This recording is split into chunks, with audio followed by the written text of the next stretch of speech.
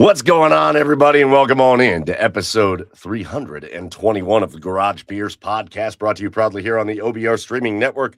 Again, to give them a shout out, the OBR, get over to the OBR.com. Make sure you hit subscribe. We are just, feels like just days away now from training camp happening, Cleveland Browns things to actually talk about as we gear up for the season, for all the news that happens out of camp, and ultimately the preseason coming up, the overreactions that come with that, the regular season, and all of the above. So get over to the OBR.com. Make sure you are tuned in. It is Cleveland's oldest, largest independent Browns coverage site. So make sure you are subscribed to the OBR.com. While you're doing stuff like that, get over to our socials at the Garage Beers and make sure you hit follow so you can be tuned into everything we've got going on as well throughout the course of the week. But you are here with us. We are here with you, and we've got a great show planned on tonight's episode. About a half hour, we're going to bring in a Cleveland soccer legend. The World Cup final is set. I went in to this week hoping it was going to be France versus England. So, of course, it is Spain versus Argentina in the World Cup final. But we'll talk about that, and we'll talk about kind of the state of U.S. soccer, U.S. men's soccer, and how it needs to get built up from young ages. And there's not many better people to do it with, because not only is our special guest tonight one of the all-time Cleveland great soccer legends from the old Cleveland Crunch days, but he's the all-time winningest head coach at John Carroll University history, and he's now the head coach at IMG Academy. You know that place churns out the athletes, so he'll have some unique perspectives on this. It'll be Hector Marinaro. He's coming in about 9:30. Plus, we'll talk about LBJ fatigue. We'll talk about demands for respect for the Cleveland Browns. We'll talk about a lot of other stuff going on in the world. So you are locked in. Who's demanding respect? Yeah, we'll talk about it. We'll talk about it. We got all that. So we're glad you're here. Chad's going to be here in a minute, but with you as always, I'm your host, Michael Key. Find me online at Garage Beers. Mike, joining me out in Seattle, Washington, my co-host, Joey Whalen at Garage Beers. Joe, welcome back, buddy. Howdy, it's great to be back. Hopefully I don't sound like a robot. You were sounding a little robot-y during that intro, but I think that's on my end. Yeah, beep boop. Yeah, good to be back. I was gonna say boys, but Chad shows up when he wants to, right? The two of you can. I'll just shut up and let the two of you go at it. It's a losing argument. You're gonna lose that one, pal. Yeah. But good to be back. I spent some time in the birthplace of our country on the New England coast, and it's a good time visiting some family out there. I was out there for the 4th. It's quite lovely and hot, man. Holy shit, your side of the country is hot. It sucks. It's hot again now. Like 94 degrees today. It's like, this isn't for me. They're talking about like the heat wave They're talking about the heat wave we're in here, and it's like 78 degrees today. It's so nice. Are you gonna survive? Are you gonna make it? Yeah, it's tough. We did have to pump the AC on, so for like the fifth time this year. So Screw off. yeah. Yeah, listen, Chad will be on any second here. Once he gets on, we'll pop him on. But hey, if you're joining us live, get in the comments. We will have a little bit of fun with you tonight. Like Chef Brian K says, maybe it's time for some new countdown music. How about some Stones or Zeppelin?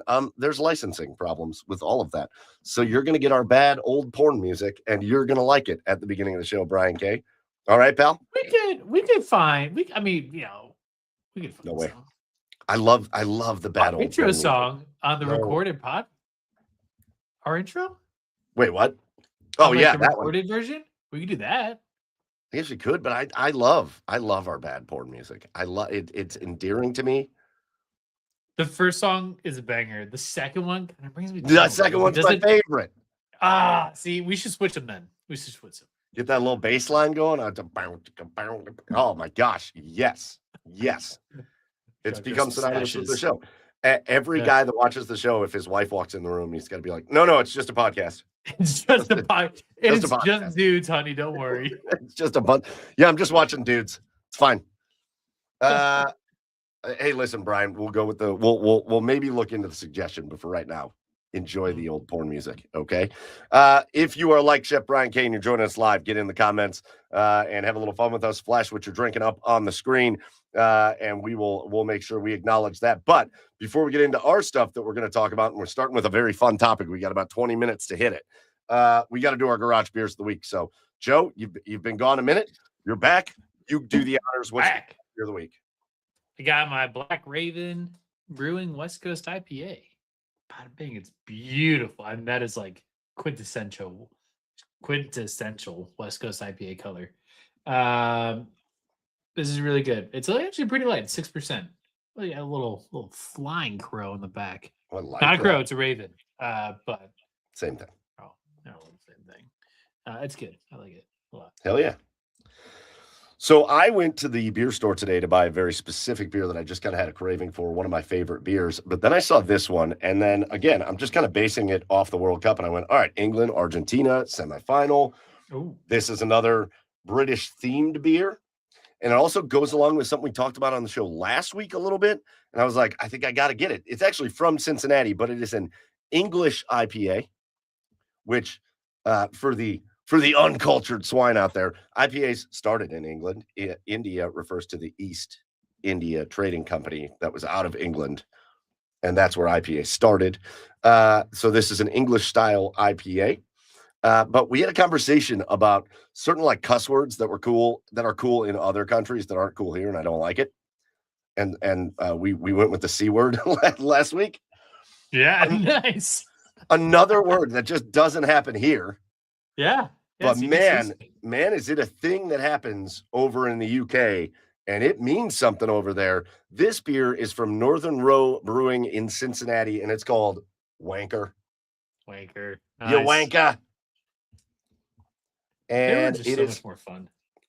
It's a good word, and it gives me joy that people overseas, like people in England, like that's a real insult over there, because it sounds so corny over here. It's just okay, all right, wanker. But over there, you're like, what'd you call me? You serious? What the hell did you just? There's women and children here.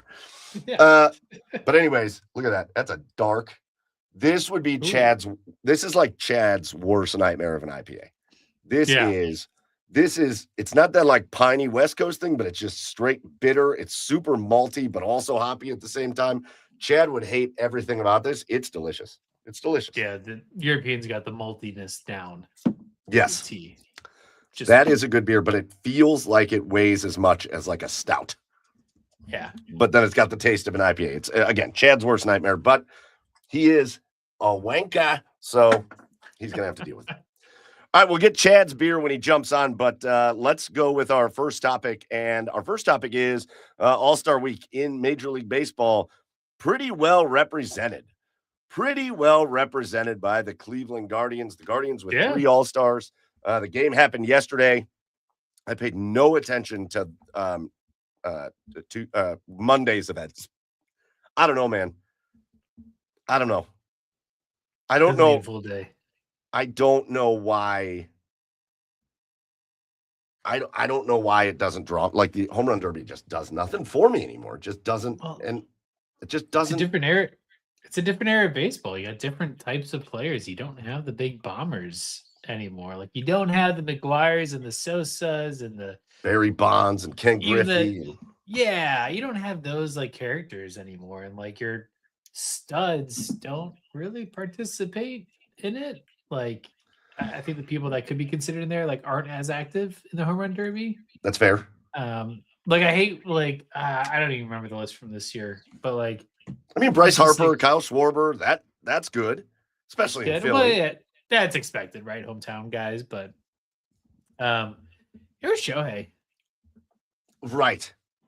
You know, Right. like where's Mike Trout? Where are like the top echelon of guys in the league? Like, I just don't care for like I don't even know the name of the guy that won. The guy for the Cardinals. He's a, I know.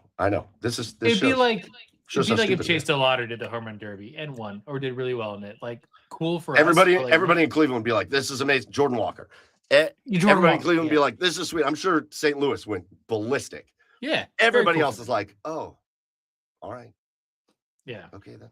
I don't know. I Yeah, just don't get so the I'm whole with you on the home run derby, and they just changed the rules too much. There's too much fiddling Yeah. with what goes on in it. I don't like it. Speaking of top echelon guys, we got one in the background here. Let's bring him in. It's Chad Meyer at Garage Beer. Oh, where is he? There he is at Garage Beers. Chad, his microphone I think is muted, so he's going to need to turn that bad boy on. Well, what's up, Chad? Yeah. I'm choking and I'm dying, but I'm here, guys. How you doing? I'm loking. Yeah, I'm loking. Hey, we'll get back to what you guys were talking about in a second. I got an important question I need to ask you guys to open up my introduction to the show. Yeah. Okay. What do you think you would last longer in? Pause. In the octagon with Conor McGregor, a healthy Conor McGregor, or trying to elude a 2,000-pound bison? Whoa. Oh, Is it a prime Conor McGregor? Or Yeah, is it healthy. like We'll just say healthy Conor McGregor, not the one that just blew out his knee. I'm eluding that bison way longer than I'm lasting in the ring with like a healthy Conor McGregor is knocking my ass out in 2 seconds. That old guy that got tossed in the bison video that you're talking about, he eluded that bison for a while. Like he was running around that tree for a good while, and then They're fast though. I mean, we're talking like 40 seconds. Like we're not talking that long. I'm not lasting 40 seconds in the octagon with Conor McGregor. No, Are you sure? You couldn't fetal position it like he's not. Brother, I mean, brother, you aren't lasting 40 seconds in the octagon with Conor McGregor, and you're the guy that probably can fight the best out of the three of us here. You are out easily in 40 seconds. Easily. Ah, man, I don't know. I feel like I can, tuck and roll, and like I could probably last a minute, like over a minute. No, like a bison. No shot. I'm not like no. You don't get to just move on to the bison.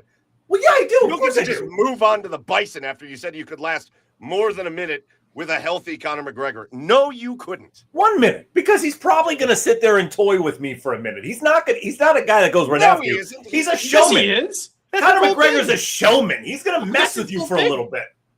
He's going to mess with you. Goes right after you. Yeah. He's going to know you are not a guy that should be in the octagon, and he has taken you out in 10 seconds flat. I don't know. I think he's...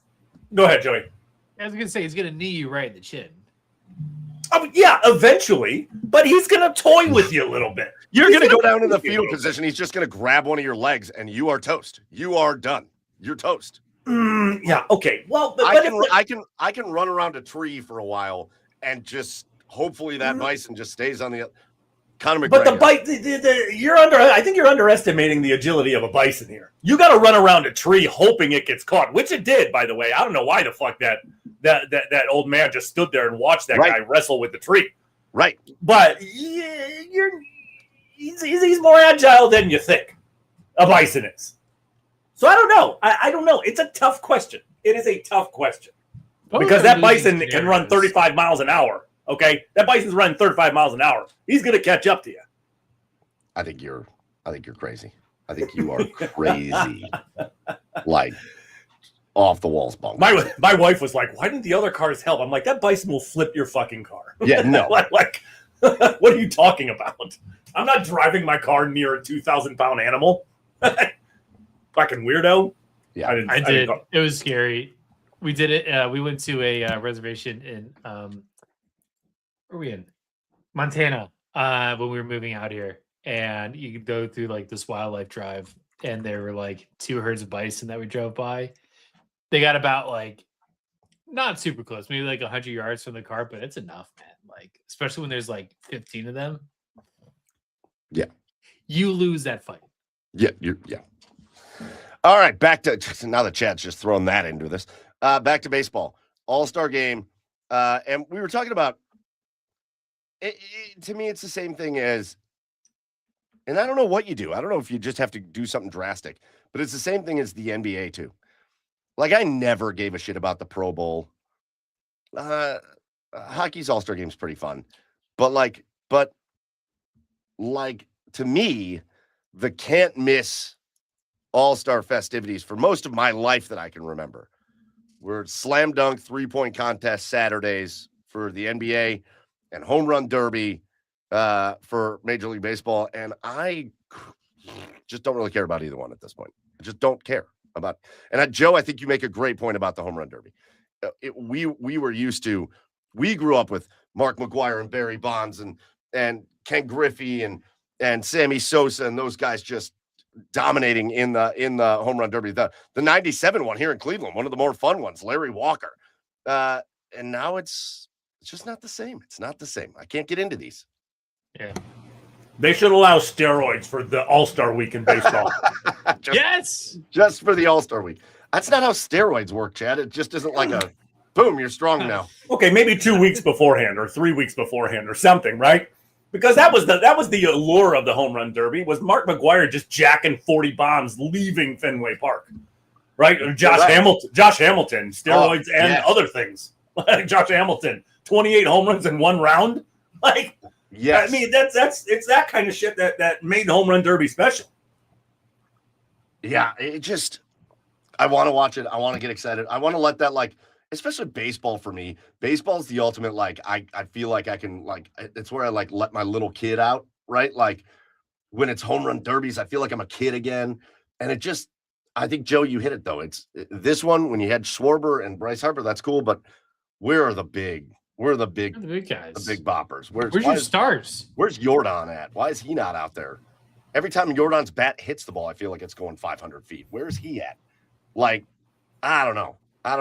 It just doesn't do it for me. I was thinking about this today. Didn't All-Star games when we were kids, weren't they much like the NBA? Like, wasn't it like 18 to 15? Like, didn't they just not care what, like, wasn't it just all this high scoring, like awesome offense, or no? No, okay. They did care. This is my whole shtick with the All-Star game now. Like, I don't watch the All-Star game anymore because it's not played for anything. Like, it was the coolest All-Star game of any sports where you win, you get home field advantage in the World Series. That was the sickest rule ever. And now, I mean, I do think there's a fun element to that, but it's also really stupid. Like, hey, NL team, you might have 24 more wins than the AL team you're going up against, but guess what? You're going on the road. Like, that is rough. But at least it was for something, man. Like, I don't know. Like, I will say, I do think that these are like very typical scores, and it does make me happy that the AL smashed the NL again. Well, boys, we're gonna hit pause. We're gonna hit pause real quick because I see our special guest has jumped on in the background, and really excited to get to him. We will come back though because I want to talk about our 3 Guardians players in the World Series, and then again we're going to talk a little bit about something that got said or in the All-Star game. Am I manifesting? This? Let's go. Again, we even have a Browns thing to talk about tonight, so we'll get to all that a little bit later. But we got to bring. Speaking of Cleveland athletes, we got to bring a legend on, and this guy is a legendary Cleveland athlete. He's a legendary Cleveland area coach, and now he is coaching at IMG Academy. And what better time to bring this guy on? Again, I'm very excited. I think he's going to have a great perspective. A lot of conversations being had about Team USA and the men's national team and what needs to happen so that they get beyond where they continue to get and all of that. But I don't know that anybody's going to have a better perspective on this than our special guest tonight. He is a Cleveland Crunch legend, the all-time winningest coach at John Carroll, and now again the head coach at IMG. Let's bring him back in. Hector Marinaro. Hector, welcome back into the garage. It's been 300 episodes. That's crazy. I know. It's glad to be back, and I'm actually in Cleveland right now. So visiting my daughter, my grandson, and my son-in-law, and a lot of good friends that we have here in Cleveland. So it's been nice to be back home. So it's your fault. You brought the Florida temperatures with you. It's just as hot here. I was hoping to get away from the heat, but it's same here. Yeah. Well, I mean, we'll get to all the World Cup stuff and everything in a minute, Hector. But I got to know. Let's get the hard hitting stuff out of the way. How the hell did they pull you out of retirement down there? Yeah. You know what? It's kind of semi-retirement for me. Okay. The IMG Academy, I mean, the lifestyle, we're 5 miles from the beach, lots of golf, still able to kick the ball around, coach, have some fun, and still get paid for it. So it's kind of a win-win situation. Now, I think everybody has, if you're a sports fan, you know about IMG Academy, right? Like it is a place where athletes go to become better athletes. But I would imagine, though, that isn't like, Hector, that's not, I know you're talking about the beaches down there in near Bradenton. Good spots down there, by the way. Anna Maria Island. I love it. Siesta Key, not far. Key, Longboat Key. Yeah. It's beautiful. Really. But I would imagine if you wanted just the stress-free lifestyle, you would have coached at, I don't know, like Rocky River High School or something like that. Yeah. But like IMG, there's got to be a little pressure there, right? It's obviously the parents are spending a lot of money to send their kids there, so they expect results. But at the end of the day, it's just coaching. For me, it's coaching. Do what I love to do. Try to help the kids. The thing I really enjoy about it is trying to help these kids understand the college level. I coached at John Carroll, which is Division III, and the level was really, really good. And kids come from all over the world. I want to go to Duke. I want to go to Clemson. Not everybody's going to go there, and there's lots of places to go play, enjoy yourselves, and get a good education. And I've kind of enjoyed helping the high school kids understand that you don't have to play at D1 to be at a high level. And you're also getting a good education because you gotta. I just sent 4 kids to John Carroll, so that's what I'm talking about. That's it. So now it's making sense here, Hector. It's called a pipeline. Exactly. Well, Dale Mladenovich, who was my assistant coach for 15 years, is now the head coach. He's actually the senior athletic director now, deputy senior athletic director. I got to get that right because we got to bow down to him now. But he's a great guy. He's almost like a son for me. I hired him when he was 21 years old. He was a single guy. Now he's married, 2 kids, and it's been 20 years since we've known each other. So anything I can do to help the program, help him, I'm willing to do. And we got four good recruits coming in as freshmen this year at John Carroll. Now, did the itch ever leave you for coaching, or was this just too good of an opportunity that you just couldn't say no? Yeah, you know what? I stepped down from John Carroll. Again, Dale Mladenovich, who was with me for 15 years, he had aspirations to become the head coach. He played there. He's been there since he was 17 years old. And his love for the program. And I told him, once my kids graduate from John Carroll, both my kids went to John Carroll. I said, once they graduate, then, I'll step down and look for something new to do and help them out as much as I can. So my son, Jesse, who played for me at John Carroll, had moved to Fort Myers, Florida. And at the time, my daughter, who married Sean Flannery from John Carroll basketball, Nice. They had moved to Georgia State. He had got a coaching job at D1 college. So they had moved to Atlanta. So it was an easy move for us to get closer to our kids. And now my daughter and Sean have moved back to Cleveland. He's the head coach at Walsh Jesuit High School now for the basketball program. going into his 3rd year. And I have my first grandson here in Cleveland. Hey, Nice. yeah. Okay. Yeah, he just turned 1 on Saturday, which is the reason I'm here. He was born with cleats and shin guards on. Cleats, shin guards, and a basketball. So his other grandpa is Eric Flannery, who coaches St. Ed's basketball. Oh, geez. So the kid's got some good sports genes in him, and but I tell you what, this year of being a grandpa has been probably the best year of my life. Hector, that means if he wants to play soccer, you got 17 more years of coaching left. I'm ready. I got no. You better move back to Ohio and get closer so it doesn't think. Oh yeah. No, trust me. I'm getting pressure from the wife already. Yeah, we have the grandkid. Yeah, we got a grandkid here, but now my son and his wife in Fort Myers are pregnant right now, and they're due September. So either way, it's gonna be one in Florida, one in Ohio. So okay, good. Life's pretty go good. Back and forth. We got a 50-50 shot at a soccer player. Exactly. So life is pretty good. It is very good. And then just a kind of a fun Cleveland thing, and then I want to talk a little bit more bigger picture soccer.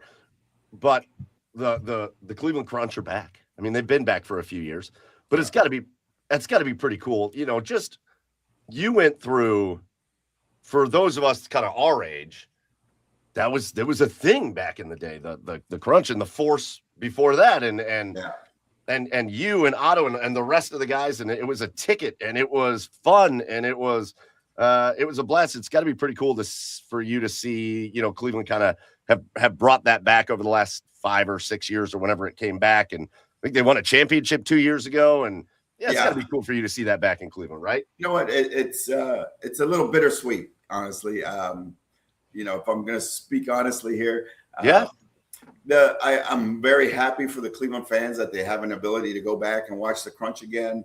I'm very happy for a lot of the players that get an opportunity to represent their hometown, because there are a lot of local players that are playing. A lot of John Carroll alums are playing for the new Crunch.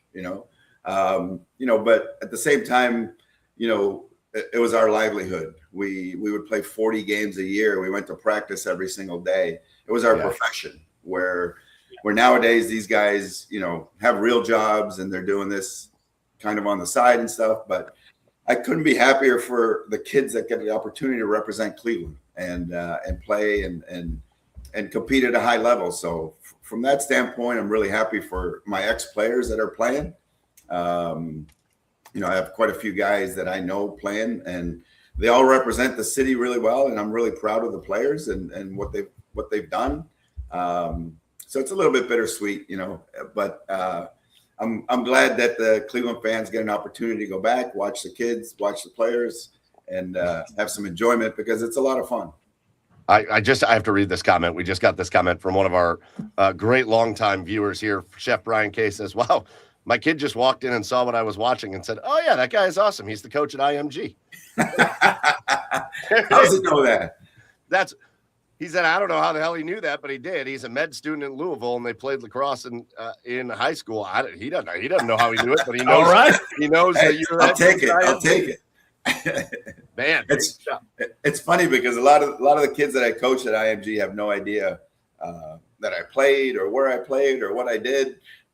So it's a lot of it. We have a great coaching staff at IMG. Marcelo Carrera, who played for the Crunch, helped me get down to IMG. He played with Diego Maradona in Argentina. So we've got a lot of great coaches, a lot of good ex-professionals coaching down there. A lot of the baseball coaches. Actually, one of the kids that played at baseball at John Carroll when I was coaching at John Carroll is now a baseball coach at IMG. So I got to golf with him on the weekends. Pipeline.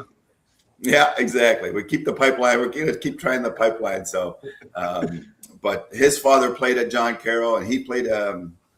So it's amazing how many people know John Carroll out of state. It really amazes me because, it's. I got a quick story to tell you guys. Yeah, you guys watching bring it on, Hector. You guys watching the ESPYs tonight? No, we're doing this. I haven't. It's on mute, but I'm watching it right now. You're watching it, right? Who's the host tonight? Do you know who the host is? No, I turned it on. It was in the middle of like an award. Who is it?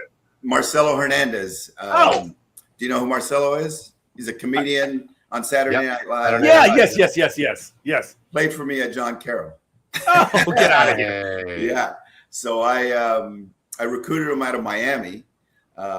He had sent out an email looking to be recruited and stuff, and he sent it out to a bunch of coaches. He wanted to play D1. Latino kid. I'm like, hey, he was at Belen Jesuit in Miami. And I'm like, we're a Jesuit school. I'll reach out to this kid, speak Spanish to him a little bit. Hey. You never know, right? You never know. So I talked to him. He's like, oh, thanks, coach, for reaching out. I'm really looking for D1. And I'm like, okay, no problem. Anything changes, let me know. 2 days later, he had spoken to a couple of the priests at Belen Jesuit down in Miami. And he had told them that he talked to the John Carroll coach.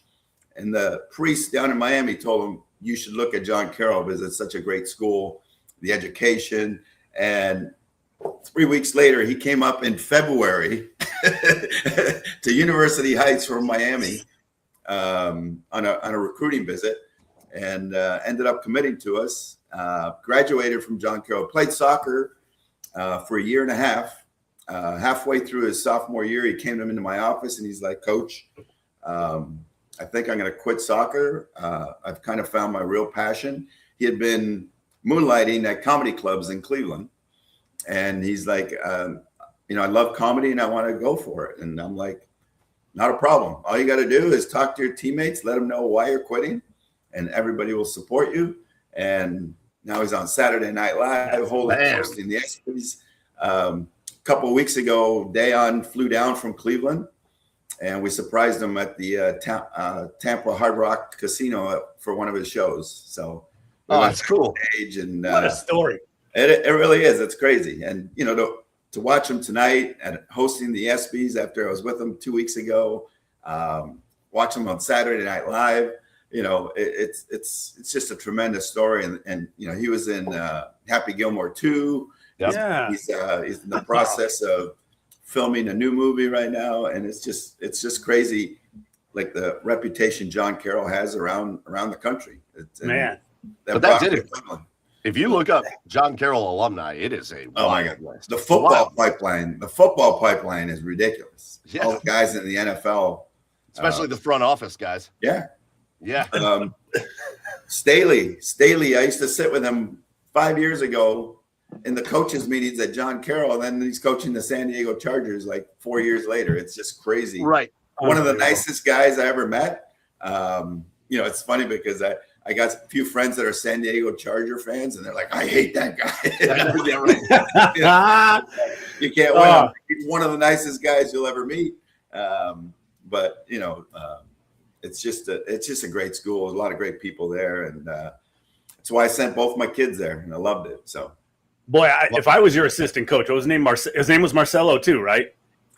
Marcelo Hernandez is the comedian. Yep. Yeah. Marcelo is the one in at IMG. Okay. Dayon was my assistant. He's the head coach now at John Carroll. I gotta say, I couldn't remember the name you just said, but like I would name drop the hell out of, like, listen, I played with Maradona. All right, you guys shut your mouth. Exactly. Listen, I would tell everybody I could. Absolutely. He's got in his office. He's got pictures with Diego. It's amazing. It's wild. And Marcelo's so humble. It's just a great guy. Speaking of international soccer, we got the World Cup going on, and we just today set the final.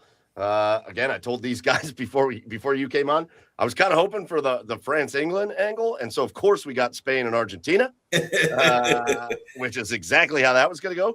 Argentina, the team that seems to wait until the 75th to 80th minute, and then they score goals. And Spain, the team that I think has given up like one goal in the World Cup. And I'm a very happy camper today because both my parents were born in Argentina. Oh, yeah. I grew up Argentinian. Even though I grew up in Canada, both my parents were right off the boat. We spoke Spanish at home. Everything was Argentina. My dad played professionally in Argentina. Yeah. Ended his career in Canada. So trust me, the last two games I've suffered quite a bit with the 3-2 comeback against Egypt and now the 2-1 today. it's been, quite honestly, a great World Cup. So much fun. I was a little skeptical when they added the 16 extra teams, but it's made it so much more fun. Yes. You couldn't have the Cape Verde story. It's just so much things that happened this World Cup, all the goals, the stories, the goalkeeper from Cape Verde that's 40 years old. Yes. The extra time. How many goals got scored in extra time? Oh my Lord. It's just crazy, but it's been a great World Cup. And for me, I'm really happy, a huge Messi fan. I hope he finished his career with his second World Cup, but Spain played unbelievable yesterday against France. To shut that team down, France was loaded. I really thought France would win the World Cup. Yeah. And quite honestly, I'm really glad England is out of it. But as an Argentinian, yeah, of course.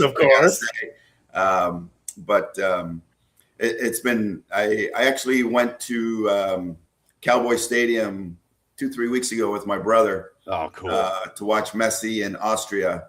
When second game Argentina played, we went down to Cowboy Stadium, and what a stadium too. Gee, everybody from Europe's been raving about the American stadiums and how awesome they are, and the $18 beers. It's crazy. Yeah. You can't beat it. You can't.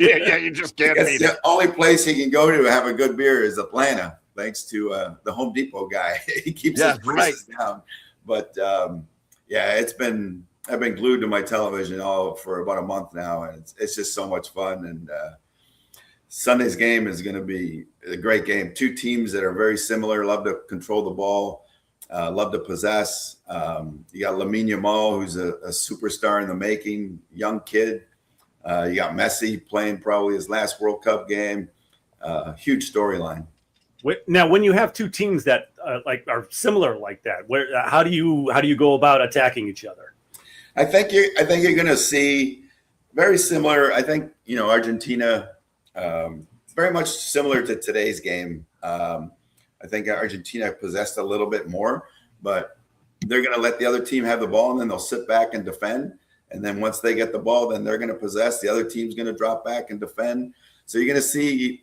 I think it's going to be like today's game, a slow first half, and then depending who gets the first break, it's going to open the game up just like it did today. So, the semifinals and the finals, people don't want to make mistakes. So it's a lot more cautious, a lot more attention to detail. Yes. Nobody's not defending other than Messi. Everybody else gets their ass back and defends. And the thing about Argentina is that everybody has such a special love for Messi. These guys will die for him, and you can see it. They got everybody behind the ball except him, and everybody works to get him the ball. And it's just they have such an admiration for the guy. I mean, he's been everybody's idol for so long, and these guys get to play with him in the World Cups, and it's amazing to see the respect that every single one of those players has for Messi and what they're willing to do for him. So it's Hector, going to be a great final. You are a professional athlete, so I think you're a good person to ask this, because it has been the story with Argentina through this World Cup. And we experienced it up here in Cleveland in the Eastern Conference Finals with the Cavaliers and the New York Knicks. When you get to a certain level, it feels like you got to know at some point that you can never take your foot off the gas against certain teams. Like Argentina, you watched what they've done through this entire tournament, because they struggled with pretty much everybody until the very end of every match of this tournament. Yeah. And they're never out of it. They will, if they are down by a goal with 10 minutes left, it is an onslaught until they score, and they've got the class to do it over and over and over again. And yet I sit there and I watch this. It reminded me of being a Cavs fan. You're up 20 with 7 minutes left. The game's not over.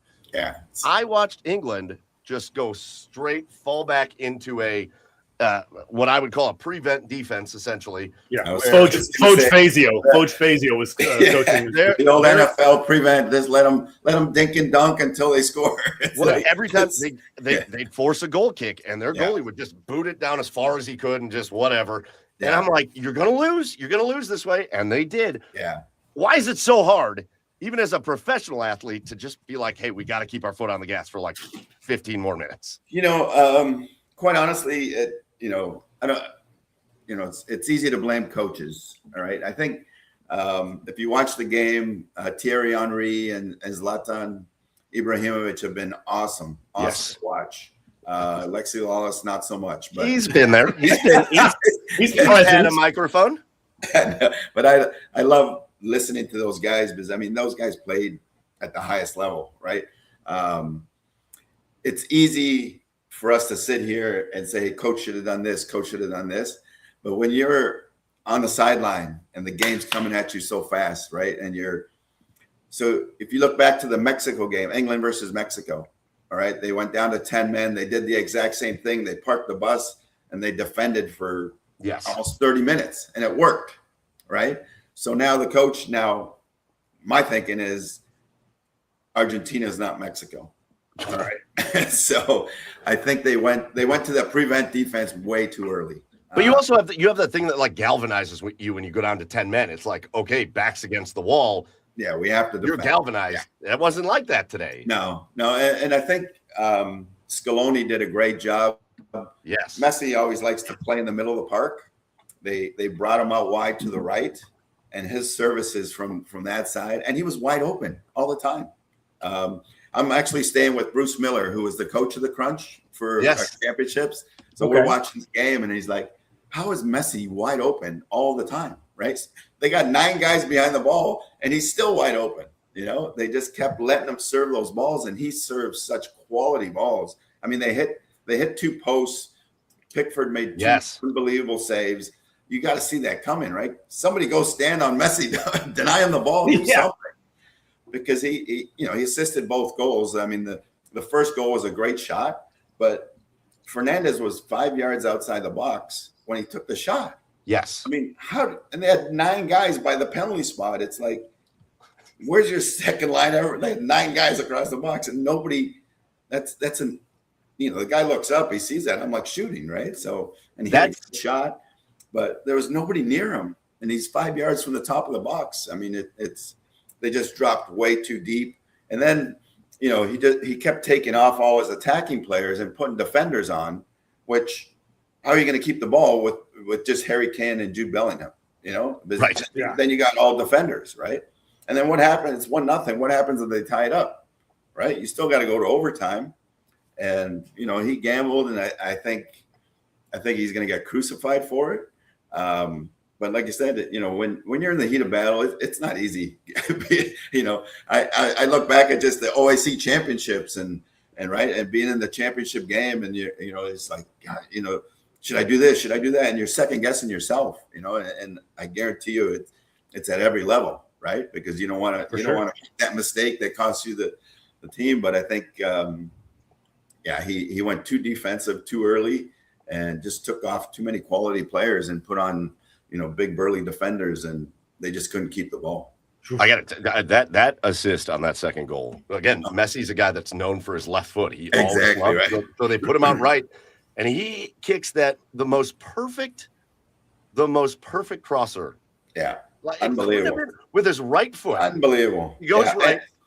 And, unbelievable. Just to show you how smart he is, right? He went left, and they knew it, and they kept stealing the ball from him a couple of times. He was getting run over a little bit and stuff, but he finally gave him the fake left, went right, and served the killer ball for the winning goal. I mean, the guy's just unbelievable. 39 years old. I went to see him down at Inter Miami, and people say he walks around, but it's just like he's just surveying the whole field. And I watched him at Dallas, right? It's nice to be at the stadium because, on TV, you got, they follow the ball and stuff, where if you're at the stadium, you can see the whole field. You can see what's going on. And he's amazing at finding open spaces. And he just reads the game. His head's on a swivel all the time. And it's just, there's special players that come along, for me, Pele, Diego Maradona, and then Messi, right? Yeah. Ronaldo's probably the best goal scorer ever, but Messi assists, passing, goals, dribbling, passing, free kicks. It's just he's got everything. Those 3 guys for me are the top 3 ever. and it's just I was so happy. My nephew in Canada actually gifted me the tickets to go to Dallas. Oh, nice. Yeah, because I keep bringing his kids down to camp at IMG for free. Yeah, there you go. It's a good trade-off. It's a good trade-off. Yeah, and they stay at my house, and I feed them, and Man. put up with their stinky soccer cleats and stuff. Yeah. Yeah. And he goes, but yeah, it's a lot of fun. But yeah, so my brother and I, my brother coaches at Kent State, going into his 28th year at Kent State. Yeah, that's awesome. Amazing. And amazing coaching women too. So he's done a tremendous job, and he's a legend around Kent State. So the two of us flew in on a Sunday. The game was on Monday, and we flew back on Tuesday. He flew back to Ohio. I flew back to Florida. But what an opportunity to be there at Dallas Stadium, and they won 2-0, and Messi scored both goals. So. And he missed a PK right in front of us too. Yes. So it was wild. I know. But it's been, the nice thing I think too is with all the shit that's going on in our country and everything going on, to watch all the different fans from different countries all get along and singing and dancing. I mean, it's been a tremendous showcase for the world, quite honestly. Going to Longhorn Steakhouse. Yeah. I can't get enough of them. I can't get enough of them. No, it's awesome. Free chips and salsa. This rules. Now, Hector, I want to touch on the men's national team for a second here. We are so good at so many sports in America here. Should we just accept the fact that we're never going to be as good as the world elites? Well, we're not. And for the simple reason, and I was talking to one of my friends here, that one of my old golf buddies here, and he's like, look at the size of these other teams, right? So picture LeBron playing soccer. Yeah. Picture Jalen Brunson playing soccer. All the best athletes in American athletes are playing different sports. All right. Soccer in America is a suburbia sport. Right? Yes. Christian Pulisic is hell of a player. All right. But he needs help. He's not a Messi where he can carry a team. He's done well in Europe because he's got good players around him. Right. He's a tremendous player, but he's not that guy that's going to lead a country, to the world stage. I mean, it's too hard of a job. And we just don't have, he's like 5'7", 150 pounds, but he's a great player, and he's had a tremendous career. I mean, he's played for some great teams over in Europe. Mm-hmm. He's done great for the game of soccer. Right. But, you look at, what was it today? It was Harry Kane against one of the Argentinian defenders, and Harry Kane, it was like a full head taller than one of the Argentinian defenders, But all the best athletes in every other country play soccer. All the best athletes in America play football, baseball, basketball, right? If you took, the four best athletes in baseball, the four best athletes in basketball, four best athletes in whatever, hockey, you'd have unbelievable athletes playing soccer. Right. But they have to grow up with the sport. They have to play the sport since they were kids. I'm Canadian, but I grew up with Argentinian parents. The minute I could walk, I had a soccer ball with me, Yeah. So it's, everywhere else in the world, you're playing soccer, It's very all the other kids in Canada are like, hey, what's wrong with that hockey puck there? Eh? Yeah, exactly. What's this guy kicking around, eh? Yeah, I know. Hey, yeah. Guys, skates are funny, eh? But let me tell you, I played hockey from the time I was 5 years old, and I just stopped playing hockey 5 years ago when I moved to Florida. So I love hockey. Quite honestly, hockey was my first love. I wanted to play for the Toronto Maple Leafs, and thank God I didn't, because they stink. But Hector, your perspective, I think, is so valuable in this conversation, because everybody's trying to figure out. I think people are trying to break it down a little bit deeper than just athletes, because we also have so many people here. Like, we can talk about the number of athletes, but just the sheer number of people here. We've got a lot of athletes that are not Yeah. playing football and basketball and all that. Yeah, yeah. I think you hit one thing, and I think your perspective is interesting because you're also coaching at one of the premier athletic high schools in the country. But you said it. It's a suburban sport. Like, how do you bring an outreach to soccer that, because I think people want. I think a lot of people in America would like to see America stand up a little stronger on the world stage. Yeah. And I think they're focusing on the wrong stuff. They're focusing on like the MLS versus the Premier. And I'm like, no, that doesn't matter. No. But like, I think it starts younger. And I think for you as a high school kid, like how do you go there? Like I said, it's a suburbia sport, right? Where, a lot of the inner city kids don't get the opportunity to play soccer. All right. Right. So they play football, they're brought into their sports and their communities and stuff, where soccer in this country is pay to play. All right. You take Thierry Henry or Zlatan, I guarantee you those guys never paid a penny to play soccer. Right. You know what I mean? Because they evaluate these kids at 5, 6, 7, 8 years old. Messi went to Barcelona when he was 12 or 13 years old. They saw him in Argentina. A Barcelona scout saw him, took his family out to a restaurant. They signed a contract on a napkin. And they took his whole family. Yes. They took his whole family to Barcelona, right? And by 16, 17, he was already playing with the first team. So you get put into Pulisic's the same thing. Pulisic went to Germany when he was 14 or 15. Yep. I played against his dad. His dad, Mark Pulisic, played for the Harrisburg Heat. And they made a decision. The mom played college soccer as well. Now he has a brother and a sister as well, but they had a big decision to make. And Mark moved with Christian to Germany when he was like 14 years old. And to was it Bayer Leverkusen or the yellow team? No, Yep. Dortmund, Borussia Dortmund. Yeah. And, they brought him up through, again, somebody saw him playing, took him over there, gave him a tryout, and they kept him. And, Mark moved there with Christian, and the mom stayed home with the other two kids. So it's a big sacrifice. But you look at the U.S. right now, we have a lot of great athletes, right? But how many of them are American born? Right. Right now we're getting players from Germany, from England, wherever we have military bases.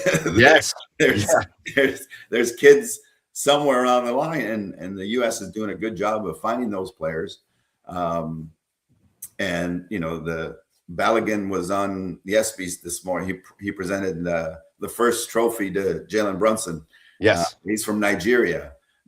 Timothy Weah was born in the U.S. because his dad was here, but his dad, huge legend in AC Milan. So it's, again, those kids grew up playing the sport, which is what's allowing us to compete now, right? But getting to that top level is a different story. Now, have you heard of this Caven Sullivan kid? Yeah. Hector, is he like, from what you've seen, or maybe you've heard of it, like, is he the guy that maybe could jumpstart that, or is he just another, say, Christian Pulisic?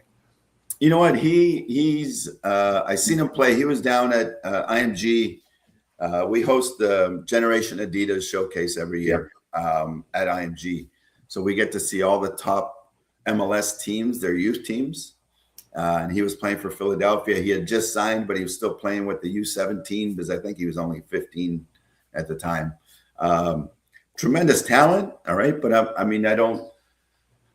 don't see a Messi type player. He's very much like Christian, speedy winger, can take people on, has a ton of ability, right? But I don't know, the best of the best have like a sixth sense. You look at Gretzky and Messi, and some of the passes Messi makes, like nobody else sees them on the field except him. So, and that's something that you're born with, honestly. All the great ones. So, great talent. he's he's big, he's strong. So I hope he becomes the next big thing. We need more next big things to get us over the hump. I think we're going to continue to. The thing is, competing on the world stage. I mean, you see, you got Spain, you had France, Spain, England, and Argentina, right? Right. I mean, those teams are ridiculous. France had 4 guys on the bench that would be starting for anybody else. Oh, yeah. Oh, yes. They would take their whole forward line off, put 3 more guys on, and they were still really good. And they got destroyed. Yeah. And Spain came out, and Spain's really good. England was really good. It's just, the team, it's not easy to win championships. It's like people don't understand that. I mean, you got to have a lot of luck. You got to have a lot of talent. You look at the Knicks. I mean, if the Cavs would have won that first game, who knows? Correct. They totally Correct. And that was the end of the series. It's it's not easy. You got to get lucky sometimes, and the Knicks got hot at the right time, but it's not easy winning championships, and it's tough, and you got to have the players that at the big moments are going to step up and do the job for you. Well, we got the World Cup final coming up. Hector, we're going to let you go. By the way, did you guys see one of the coolest pictures of all time surrounding the World Cup final? I'm going to put it up on the screen here. You guys see this picture? Do you know who this is? That's Lamine Yamal. That is Messi and Lamine Yamal. Yeah. And they're about to face off. That's kind of a weird picture if you don't know the backstory. But I literally just looked it up. I was like, why was Messi raising a baby? Makes sense now. Get it now, but Messi and Yamal, who just turned 19 years old. Yeah. And it's already been playing for Spain for 3 years. It's wild. Yeah. Hector, we're going to let you go. But, hey, listen, I hope your Sunday find a good Argentinian steakhouse. Maybe have a little Malbec. Yeah. A little churrasco. Like, have a little bit of the Argentinian blood going through you. Yeah. And for your sake, back-to-back World Cups, that'd be pretty crazy. It would be awesome. And quite honestly, I'm thinking about driving up to Toronto where my 92-year-old mom is up there. Oh, cool. Maybe go watch the game with her and my sister. So. And sorry, I know you're getting pressure from the wife. You said, Hector, earlier to get moved back up. We are getting an MLS next team. We're Forest City FC. I don't know if you've seen it. Maybe you reach out. They could probably use you. They could probably use a good coach. I'm just saying. Just saying. Yeah. But you help me find a job up here, and we'll talk about it. Well, you keep again. You're a legend up here, and it's cool to see your story. Thank you, guys. Congrats on everything you got going on in the personal life, the grandkids, all that stuff. Awesome. Much continued success down there at Thank you, guys. Always a pleasure, man. Let's not make it 300 shows until we do it again. No, we will not. We will catch up soon. Hector, thank you so much. We'll see you. Yeah, Hector. Thank you. Yeah. How about Hector Marinaro? Oh my gosh, I love having him on. Why did we make it 300 episodes? I don't know. That's us. We're stupid, and he is awesome. But again, Cleveland legend from the Force and the Crunch, and then John Carroll, where he's the winningest head coach of all time, and now he's down at IMG. I just feel like you go to IMG and you can't be humble, and yet he's the most humble guy on the planet. Like, right. He's just down to earth, easy going. And that's probably what makes him so great. So hope he does big things at IMG and keep the pipeline coming. Keep those kids coming up to Cleveland. Let's go.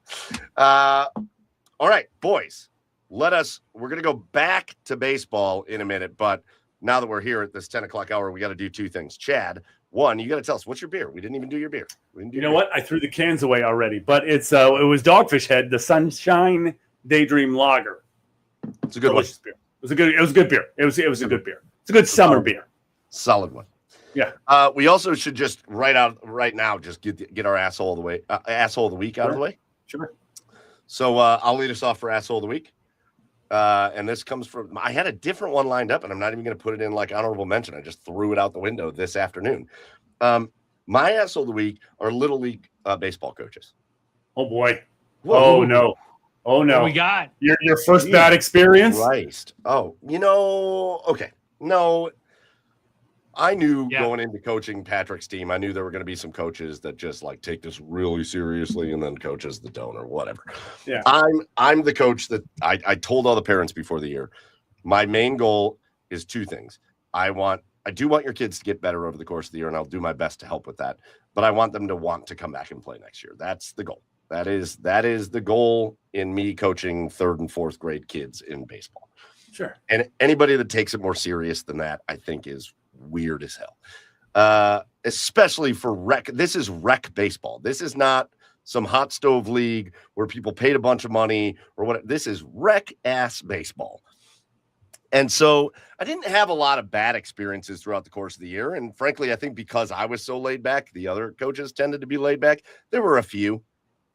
There was a guy, our second last game of the year, a guy was bluffing runners from third base to home to try to, they were up 14-2.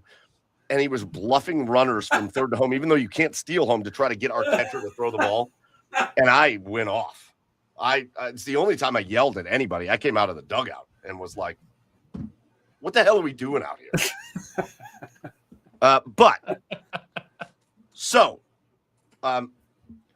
My team, I got to give a little shout out to the Bulls.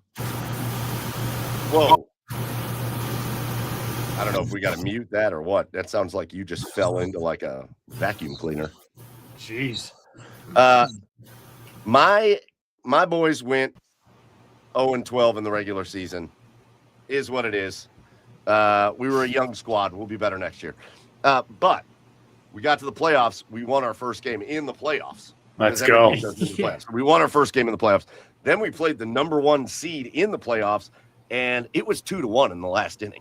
Let's go. Okay. And we wound up losing 5-1 because they have a pitcher that stands up. This kid's in 4th grade. He stands about 6 feet tall and throws the ball about 70 miles an hour. Like, we were not scoring more than 1 run. The fact that we got 1, awesome.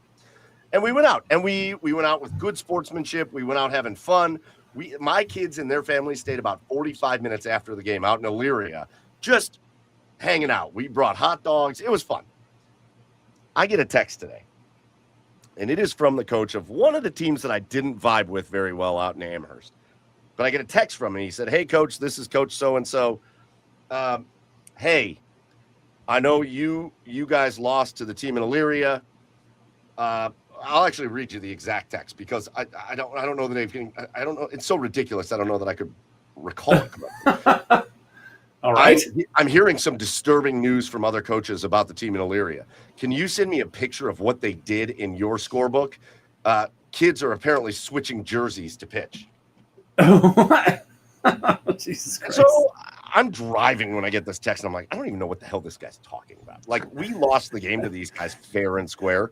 So, like, I didn't have an issue with him.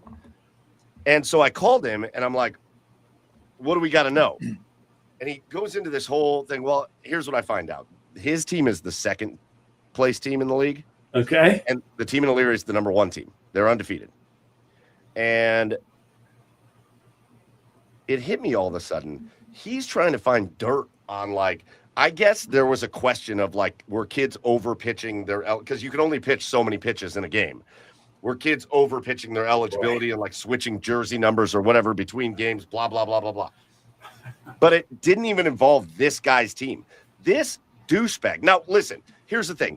If the coaches out in Elyria are cheating and like switching kids' jerseys to get them more pitches and stuff, douchebags. What are you doing? It's youth rec baseball. You're a douchebag. Why? Nobody gives a shit. But at the same time, here's this coach for a team that is not involved in anything. A coach for a different team that lost to the Elyria team last night, is protesting their game or something. And now he's going around hoping that the Elyria team gets like forfeited out of the playoffs so things are easier for his team. And in what world do these idiots think that anybody's ever going to remember them? Like, I swear to God, there are probably 4 or 5 coaches in this league that think if we win this league, I'm getting a statue put up in downtown. Nobody gives a shit. Nobody gives a shit. Nobody will remember that you were the head coach of the Elyria team or the Amherst team or the North Ridgefield team or whatever that won the 2026 Summer League Minor League Baseball Championship. These guys are morons. Yes. They are morons. Yes, they will remember them, Mike, and I'm going to tell you why. Because they're going to go to their kids' high school games and go, yeah, I had him in 8U, and he was a stud. Yeah, we switched jerseys, and we had to pitch, and That's why they will always be remembered, because they're going to let everybody know that, yeah, I started his career. Yeah. I don't know what's going on with your mic. There were 18 teams in this league. I will tell you, of the teams that we saw, most of them, the coaches, super cool, chill guys, having fun with the kids, whatever. The ones that are super competitive, I got to tell you, morons. Like low IQ, stupid idiots. Like, this is what they they are living for this. And they think there's some recognition that's going to come with it, and there isn't. And I just did maybe the longest asshole of the week. But what are we doing out here? And at no time when I talked on the phone with this coach did he say anything about the kids. Nothing about the kids. It is just all about him. And so I realized, I'm like, I'm not sending this jackass anything. He's getting nothing from me. The other team is getting nothing from me. I am out of this nonsense. This is bullshit to the highest degree. So little league coaches like this, assholes. Oh, wow. Little league coaches, but these kinds, assholes. Okay. All right. Well, I guess I'll go next. Mine's just going to be the parasite giving everybody diarrhea. Explosive D. Explosive D. The explosive rhea, man. That's just that's like getting kicked in the shin. Like, it's not like permanent. It's just annoying. It's just like super fucking annoying. Brother, if it's weak, so if it's very weak, asshole like parasite giving everybody diarrhea. Yeah. I got to tell you, once you reach a certain age, especially as a man, like, I hear about this explosive diarrhea parasite, and I'm like, well, that's fine. That's once a week anyway. That's it. Yeah. That's what it is. Yeah, exactly. It wasn't like that when I was younger, but now I get a little older. I'm like, yeah, all right, I can handle it. Bring it, parasite. Like, I just got to spend more time scrolling my phone on the toilet. That's all I'm doing. No, I'm going to spend less time. If I'm going explosive diarrhea, that's in and out. That's boom, done. I'm good. I'm out. That's Dumb and Dumber style. All right, watch your lettuce. Watch your lettuce, everybody. Joe. I'll do two quick ones. The first one we experienced profoundly in New Hampshire and Connecticut and all in that area. But when you're driving and the light turns green and somebody honks at you, like right away, Welcome to New England, buddy. That is very New England. There's like texting on your phone, distracted, not going. And there's the right away honk, and those people can just F right off. Like, absolutely not. I was literally talking to my wife's parents. I was like, this is probably good I'm not driving the car right now, because it would trigger me. It would trigger me. Those are the ones when you look in the rearview mirror, they're creeping inch by inch closer, even though the light just turned red. Like, we're not going anywhere. And they just creep, and then it just green, beep. And then you just go to another red light. Like, what are you doing?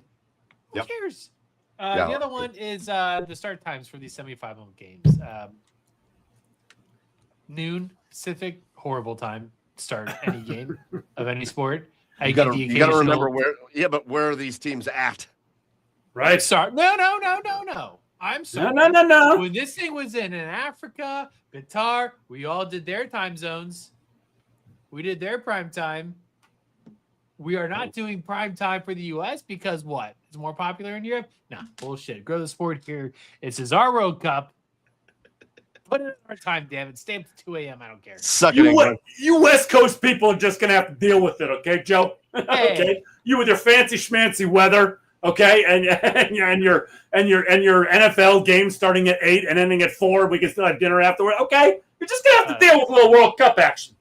The NFL schedule's pretty nice. Hell yeah. Eating fucking cereal when the noon game starts. I tell you what, cracking open a PBR at 8 a.m., man, something like it. The college schedule even better. That's those big 9 a.m. kickoffs. Yeah. So, bitch. All right, boys, let's go back real quick. We can just make the rest of these kind of quick hitters, but let's go back to the All-Star game and let's talk about the guys, because they had Bazana, Messick, and Kate Smith. Bazana in there didn't really do anything. That's fine. Cool. He was there. He deserved to be there. Really, truly did. I'm starting to get a little pissed off, though.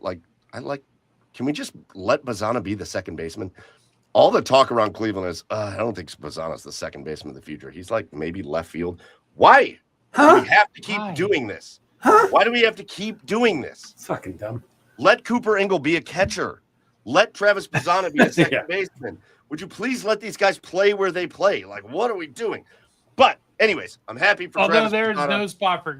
no spot for Cooper Ingle behind the plate right now. I will say that. I'm very happy for the first time in a long time with our catching situation. I agree, but it's also a very temporary situation. So, I don't know. Switch back next year.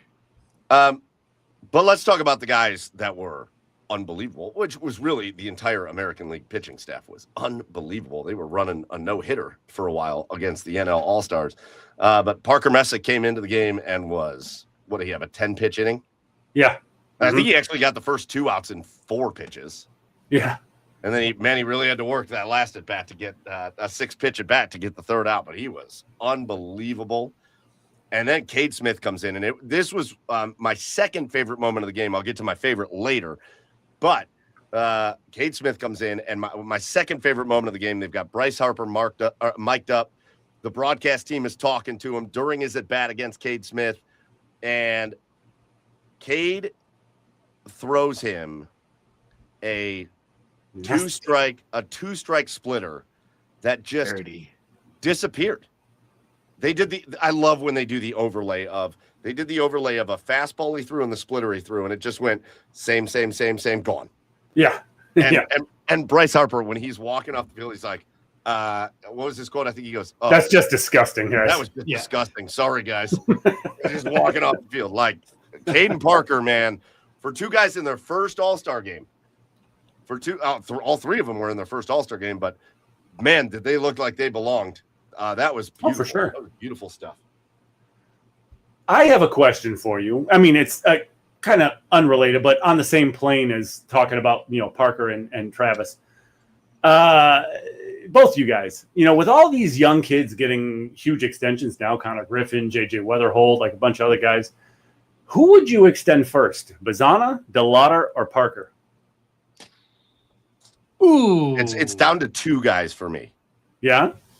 So I'll give you I'm going to eliminate a guy from my list first. And it's not because I don't love him. I do love him, but Bazzana's off the list for me to start. Okay. Like, you look at Weatherholt and what he's doing. Like, that extension is well-deserved. Sure. And listen, Bazzana's been really fun so far, but there's still a lot of growth that has to happen with Bazzana for him to be like the guy that's going to live up to the number 1 overall pick kind of thing. So to me, I don't think he stands up quite the way DeLauder and Messick do, but I'm interested. Joe, like, what are your thoughts? Because I've got an answer, but I want to hear yours. I was leaning towards not giving it to DeLauder. I think Parker is a no-brainer. I think we can agree on that. Like, the way he's come into this league and just been untouchable mostly. Like, I mean, that's your ace. That's your ace to the future right there. No doubt. I was waffling on Bazzana and DeLauder. I still lean Bazzana. I feel like Bazzana has an elite game sense. Like, he, to me, has that like intangible that you're looking at for a superstar, where it's just like, it's not always on the stat sheet, but like, he has the ability to just be really smart, whether that's on the base pads. I know there's some like questions on the fielding side of things, but I think there's improvements there. Okay, but let me throw this at you while you're making that exact point. Let me throw this at you, because that sounds like Jason Kipnis, and there's a lot of Jason Kipnis in Bazzana at this point. There's a lot of that kind of dirtbag, play smart, do the little things to win, hustle, like grind it out kind of thing. But he's got to be more than that. He's got to be more than that. Yeah. You ain't wrong. I mean, it's a good point. I don't think it's DeLauder, though. I mean, I worry about the health of DeLauder. I do. I think that is a, like, if you're looking to, like, equivalent of Supermax, a young talent, like, I think that's a legitimate concern with him. So that's my hesitation with him. I don't think there's anything on the field that, like, caused me to think otherwise. I don't think he's, like, an elite outfielder, but I think he's perfectly serviceable out there. So that's my hesitation on the DeLauder side. Mine was DeLauder. I'm extending DeLauder over all 3 of them. So I love that we have an opposite. Now listen, Don't get me wrong. It's not due to. I don't necessarily think No doo-doo. No doo-doo. I don't think DeLauder's a better prospect necessarily than Parker Messick, but I also know that the Cleveland Guardians are a pitching factory, and like it is just one guy after the next, after the next, after the next, after the next. You can roll your eyes at it, but it just look at the pitching staff this year. This is ragtag bullshit, and they're out there winning games. And It's got to end at some point, right? It hasn't ended. I We mean, can't keep trading everybody to Texas. dude, Joe, this stretch started with Corey Kluber. I know. Because I again, know the stretch, man. You don't have to lecture me on the stretch. It's incredible. We've talked about this on this show. Corey Kluber didn't come up with like a bunch of fanfare. He No. wasn't like the next great thing. And all of a sudden, Shane Bieber didn't come up with a bunch of fanfare. He wasn't just the next great guy. He was a guy that all of a sudden is a Cy Young. And that is how they develop pitching. And they just look at their draft, their first 2 picks, big arm pitchers. And we'll see how they develop them. But you have to have faith and trust that they're going to keep developing pitchers. In the meantime, what was the last? Jose Ramirez is the last time they developed a guy like Chase DeLauder. Like this dude is a legit MLB. Even when here's my thing, people will talk about him being in like a slump throughout courses of the season. They'll be like, "Oh, DeLauder's not been very good," and I'm like, maybe it's just maybe it's compared to like all the nonsense we've seen from the hitters from the Guardians. And all the lack of development from guys that are supposed to come up and be good, and then they just aren't. Fine, he's the first. He's the first one that's like, bring him up, boom, he's awesome. Even when he's not going right, he's still awesome. And I think that's more valuable to this team right now. So I would like to extend all 3 of them. I'm all good with that. Yeah, I think that's a given. But that brings me to something I have written down here, because this was a topic of conversation that was going on Twitter today that I thought was really fascinating, because people are still kind of angry and yelling about the Dolans. We're coming up on trade deadline time. And again, this team is in prime position to hit the go for it button and like go all in and see what this team can do. They're in first place. They went on a good run to end the first half. And they're going to be in the mix all the way through. It is the prime time to hit the go for it button and go see if you can get some players to help this team. And the expectation is low, as it should be. But I do think this is a fascinating discussion, because the expectation is that the Dolans are out after this year or maybe next year, and that David Blitzer is the new franchise guy. Who should we be yelling at? Who should we be? I feel like we should be yelling at Blitzer at this point. Like, dude, hey, all right. Hey, you're here. You're taking over. The Dolans, I'm sure, just sitting there like, yeah, screw it. Like, let's just ride it out. Maybe something cool will happen and we'll get out of here. Again, I don't think Paul can even name half the guys on the team. But is it time to start, like, shifting the focus? Like, hey, because, again, Blitzer's been part of player discussions. He was part of the Jose Ramirez thing. He's been part of signings and player personnel decision. So, like, should we start kind of going that direction? It's tough to say unless you know like how much sway he actually has. I mean, if he is in the room, like, and Paul Dolan's just like, spend my money this year however you please, then like, yep, then we can blame Blitzer or like push him. But I don't think that's the case until it's done. Like, I think there's still little training wheels on the purse. Yeah, I mean, until there's some clarity on like what the dynamic is with this ownership, I think it's fair to put pressure on everybody between the Dolans and the Blitzers, and Blitzer. It should be an organizational push, like an ownership of the organizational push, because Antonetti and Chernoff can only do so much. Can only do whatever ownership is telling them to do. So I think until, like I said, until there's some clarity as to who's really pulling the reins here, I think it's just you go after both of them, because that's where all the focus should be. That's where all the focus should be, right? Because Antonini and Chernoff have to continue to pull rabbits out of their hats to keep this team just where it is, right? After all these years, they've had to pull rabbits out of their hats just to keep this team where it is.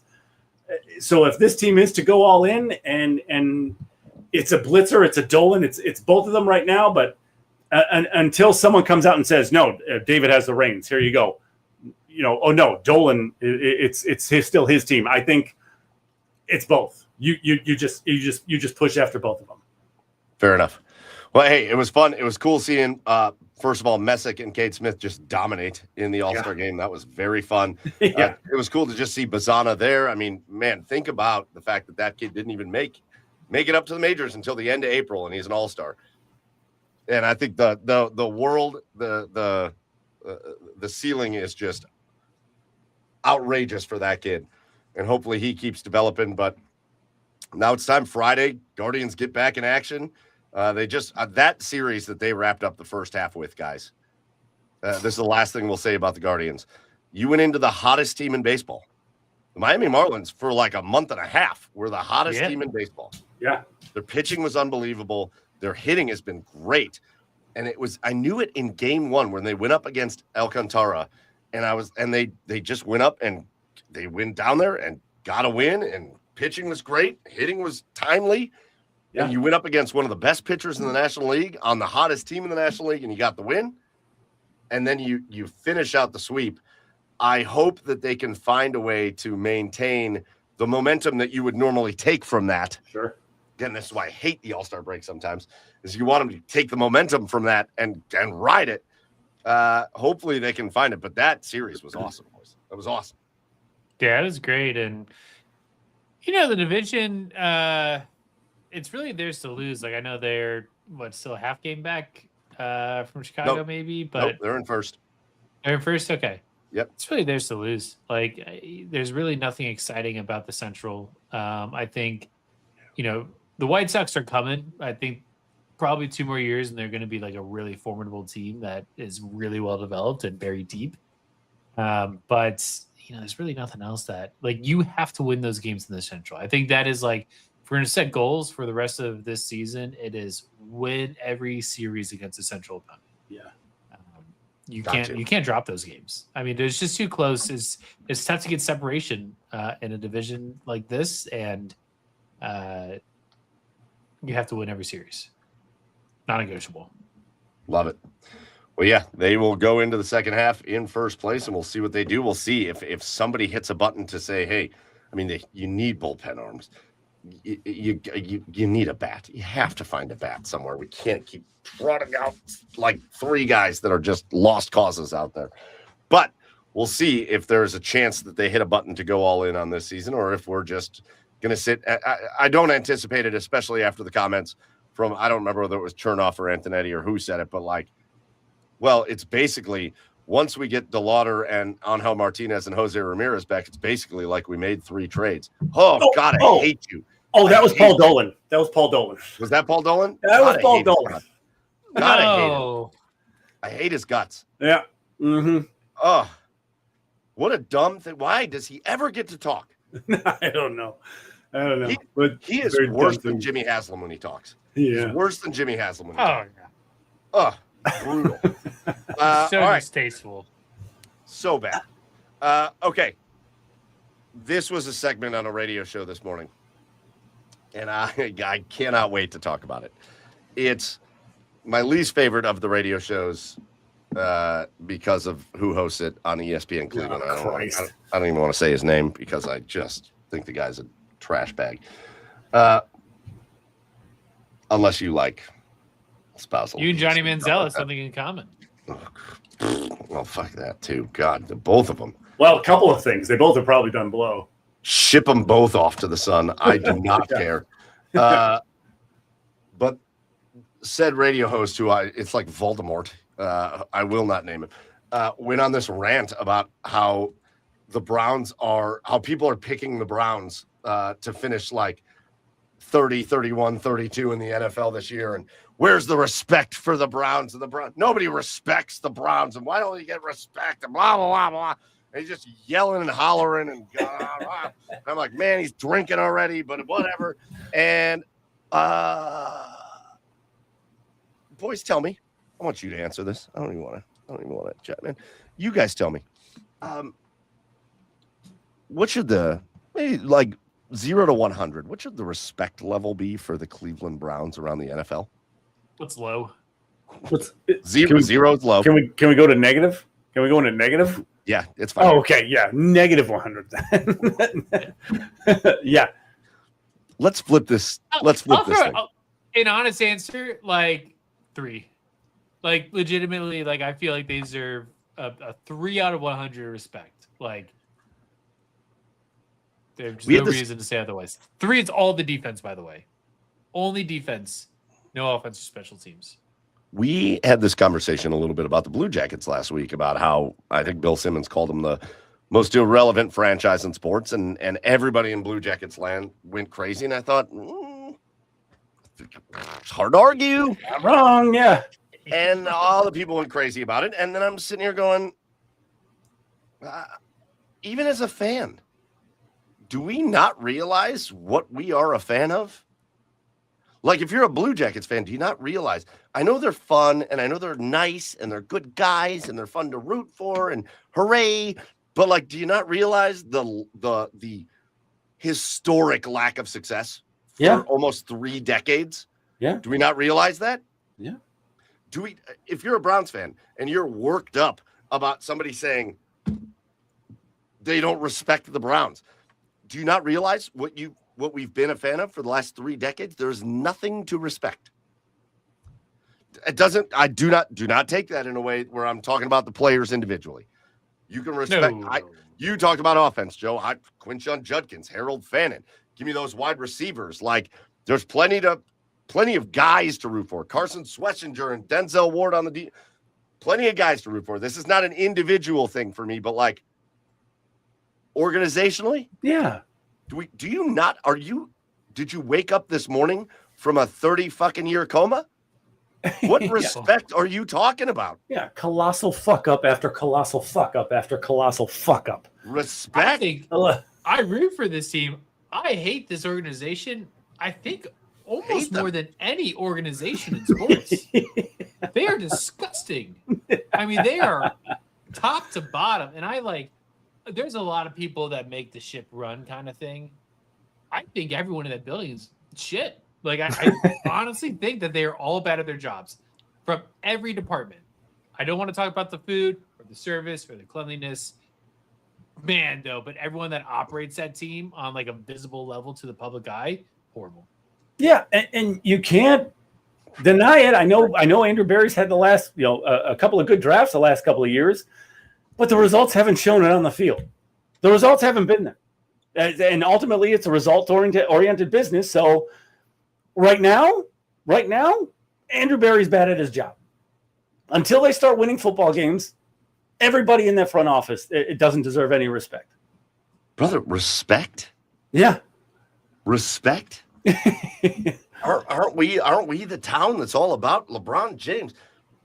Nothing is given. Everything is earned. Isn't that like what we are, the blue-collar town? Respect? Yeah. From the earliest times where they rushed a team back and did the worst expansion draft of all time to set this team up to be miserable for 10 straight years. And somehow they made the playoffs there. To then this wild coaching carousel and Jimmy Haslam taking over and just like chicken with his head cut off, making the weirdest decisions and not giving anybody a chance to succeed. And like, what are we talking about? Like, I've said, like, I will credit Jimmy Haslam in that I think he really desperately wants to win. Yeah. I think he's an idiot. Yeah. He has no idea how to win, and nor does he have any idea. This is the biggest thing about Jimmy. He has no idea how to empower people to win beneath him. No. Right. No idea how to do that. No clue. 100%. Not an idea. To derpy JW, who's going to be the owner at some point. Yikes. And I love, I'm an Andrew Berry guy. But like, you don't get to, I can't just ignore the fact that he's the GM when they make the Deshaun move. Nope. Yeah. I can't just ignore that. I like a lot of what Andrew Barry's done, but I can't just ignore that. Right. And I liked Stefanski. He's gone. We got Monken now. Who knows what that's going to look like? It is a comedy of errors. And again, we've talked about this endlessly on this show, but if you tried, I think if 31 other NFL franchises tried to be this bad, they wouldn't be able to. I think if they tried to be so bad, they wouldn't be able to because they'd hit on a goddamn draft pick or something. Yeah. Yeah. What the Browns are doing is impossible. Right. It is impossible. It is impossible. Yeah. And it's in the worst way. So kiss my ass. If you're a radio host screaming about how the Browns are being disrespected, kiss my ass. What are you talking about? ESP. Ass? Sammy, what the fuck? A solid old Adam Sandler bit. Yeah, man, that's some whiny bullshit. Oh, yeah. You gotta respect how bad they are. No. I do respect that. I do respect that. Yeah, I mean, it's hard at this point. You're right, Mike. It's impossible what they've done. No other team could accomplish this. Yeah, I respect the fact that every time they get on the right track, they decide to fuck it all up again. Yeah. This is what we root for. It's amazing. And you know what? It's been a miserable offseason. It's been boring as hell, which is probably fine, to be honest. Sure. Outside of the Myles Garrett trade, but even still, it's like, okay, boring. And yet September's going to roll around, and there I'm going to be sitting at my TV, with something orange and brown on. We'll see. There's a quarterback decision that's going to determine if I'm watching any games this year. Is there a chance they just fold the franchise? That'd be amazing. Probably. This franchise could honestly use a do-over. Like after 30 years, they could use a do-over. Can we get another 3 or 4 years off? And then, like, this time the fans are asking for it. Yeah. Could we release everybody and then just do another expansion draft? Remember when they left and the fans were tearing shit out of the dog pound? People were crying. Everybody was sad. It was like the darkest days. Yeah. If they announced tomorrow that they were leaving again, people would probably send thank you cards. Yeah. Yeah. Or you know what? Like everybody says, like all these people who think the NFL is rigged, I would love them to rig a Super Bowl for the Browns. Impossible. It's not possible. Anytime. Like it would be well, yeah, that would be when the NFL got caught rigging it. Like when the Browns. Oh my God. I just can't. I can't. Yeah. No. So anyways, if you're a radio host that's screaming that your team is being disrespected, you sound like you always sound. You sound like you always sound. All right. I don't know. I got nothing. I had LeBron fatigue, but it's whatever. He's playing more golf and drinking more bottles of water and going shopping and eating at restaurants while waiting for a decision. It continues to make me hate Kalshi more and more and more because people think Kalshi, again, is a predictive index of something, and it's not at all. No. He's going to do it after that's my asshole of the week. Freaking Poly marketing Kalshi. Just all these sports betting. That sucks. Fuck right off, dude. I mean, there's just so much. They're so in your face. Every other ad you get on something that's not a TV is for these markets. Man, sorry. They suck. They suck. But he's gonna announce after the World Cup. That's my guess. Something about me thinks tomorrow. Because he's doing his podcast at that like fan thing tomorrow. Yeah. It's a dead sports day too. So and he's doing his podcast tomorrow. So I feel like he's gonna announce. I am now at the point where I do not care one way or the other, except for the Cavaliers better have a goddamn plan if he doesn't pick him. Sure, right. Like they better have a plan. I'm not Mr. They got to tear this down. I think people are acting like we didn't just go to the Eastern Conference Finals. We did. We don't need to tear it down. The roster's okay, but you got to make some improvements if you're going to take the next step. So if he doesn't pick the Cavs, you better have something. You better have something ready to go. Who cares? Like, LeBron James picks the Philadelphia 76ers. Also breaking, the Cavaliers have signed DeMar DeRozan to 1 year. Instantly. Like DeMar, I say it. DeMar, I don't like it. I don't know, man. It's fatigue at this point for me. It's just Sure. like It always is with him. I know. It's true. Okay, go on. Just make your choice and let's move on. And if he picks Cleveland, I'll be ecstatic. If he picks Cleveland, I'm going to go crazy. Because I do think he is a missing piece. But if he doesn't, it is what it is. We didn't have him before. I didn't think we were going to have. Actually, going into this offseason, I didn't think he was coming back. He's going to come back. He's coming back. We'll find out. I just 100% happening. Can't think about it anymore. All right, boys. This has been great. This is one of my favorite recent episodes.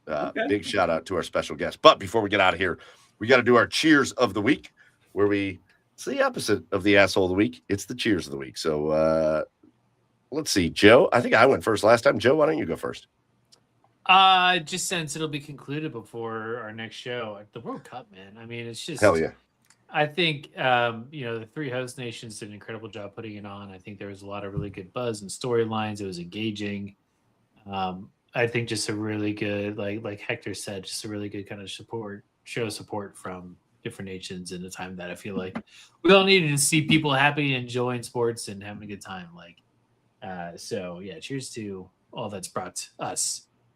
That is soon going away. Yeah, it's been awesome. You know what? I think the coolest part about the World Cup has been this year?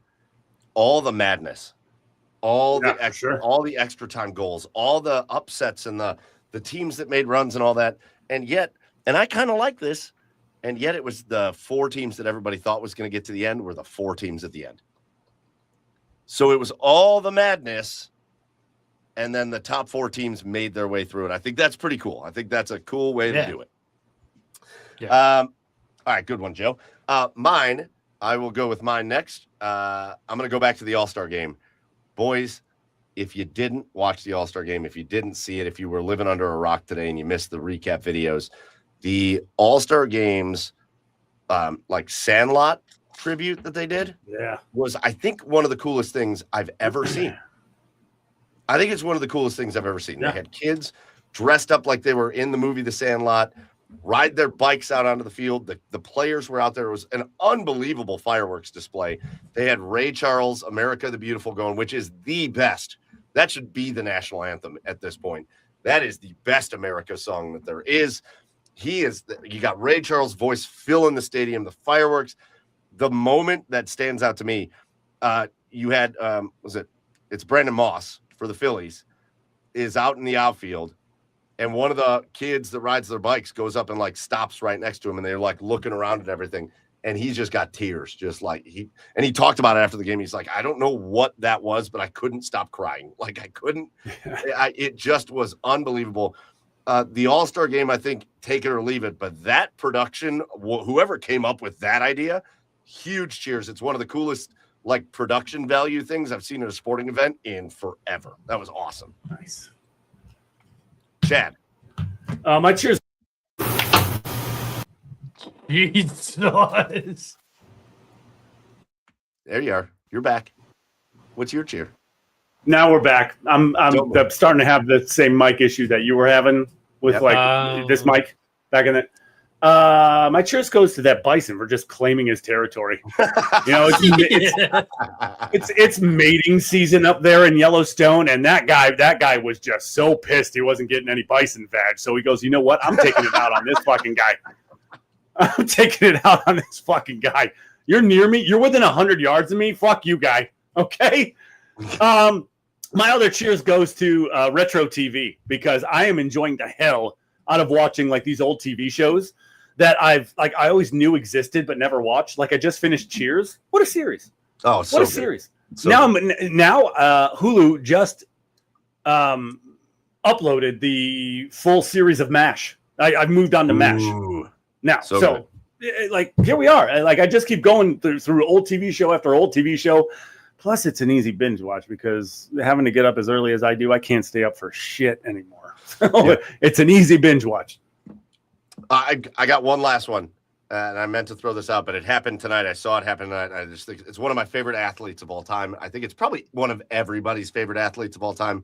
But every time they do the ESPYs, they hand out the Jimmy V Award. And tonight they gave the Jimmy V Award to Jim Abbott, who is one of my favorite athletes ever. Let's go. Yeah. If you'll remember Jim Abbott, left-handed pitcher that didn't have a right hand. Yeah. So he would put his right hand on his or he'd put his glove on his nub on his right hand, and he would pitch with his left hand, and then he'd really quick put his glove on his left hand, and he'd field his position. He was actually a really good fielder. I think he threw a no-hitter. Yeah. He pitched for a long time. Like, he was an outstanding player.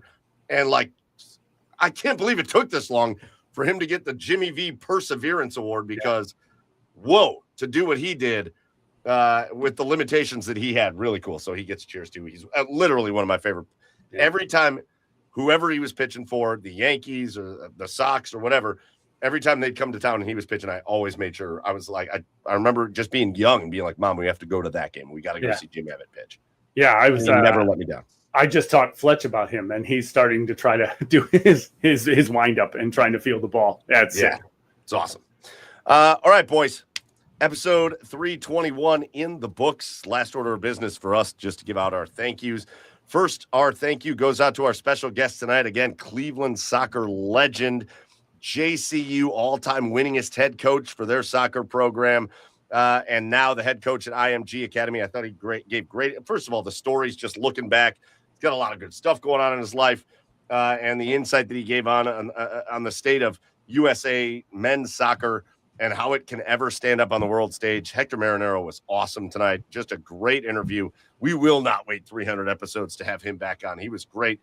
So big shout out to him for taking the time to come on with us. Second thank you goes out to you that joined us in the comments. The comments were much more fun tonight than they were last week, but that's okay. But you guys are great. If you tuned in live with us tonight, we appreciate you. If you don't tune in live with us, you can always catch us on YouTube, Twitch, Apple, Spotify, wherever you get your podcasts. But if you can come hang out with us live, we love it when you do that. So shout out to you, and shout out to the OBR for hosting us. Get over to theobr.com and make sure you hit subscribe. That's going to do it for us here on Garage Beers episode 321. Go follow the show at The Garage Beers on all the socials. Until next week for episode 322, that's Joey Whalen out in Seattle, Washington at Garage Beers. Joe, that's Chad Meyer on the east side of Cleveland at Garage Beers. Chad, I am Michael Keefe at Garage Beers. Mike, again, go follow the show at The Garage Beers, and we'll see you next week. Until then, as always, cheers, everybody.